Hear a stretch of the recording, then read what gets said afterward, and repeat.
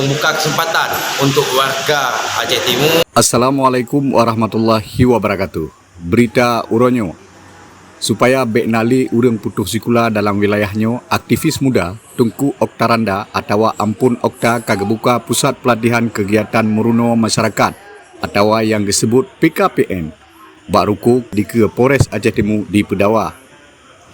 Lembaga pendidikan wadah yang selamanya dikelola oleh Ampun Okta di sinan naga terimong anak kuliah S1. Nibak tunyo lembaga pendidikan wadah kagetamah bidang PKPM lagi kepegah oleh Ampun Okta nibak berita bahasa Aceh. Kamu dapat ino lara gici di Kecamatan Pedawa dan di kecamatan lain-lain lom.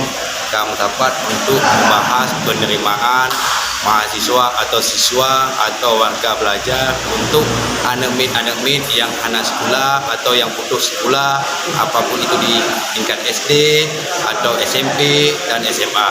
Dan alhamdulillah long sebagai ketua wadah Kabupaten Aceh Timur long buka kesempatan untuk warga Aceh Timur untuk anak mit yang putus sekolah untuk jak sekolah nyan di tingkat SD, SMP dan SMA.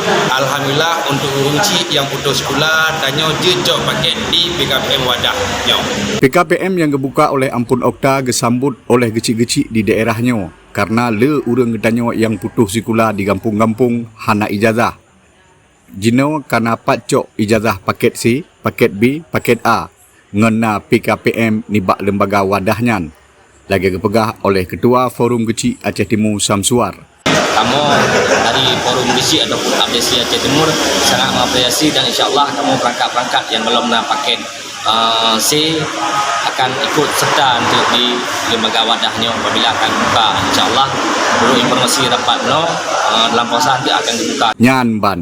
Jadi uronyo menyodron perle ke ijazah paket C nak jit naik ke calon gecik, ke calon dewan dan ke calon bupati kajit nejak bak PKPM wadah yang na bak ruku di ke Polres Aceh Timur bek ne prehli yuh manteng na wate habanyo gepesampo oleh Ilyas bin Ismail berita bahasa Aceh jaga bahasa pelara budaya.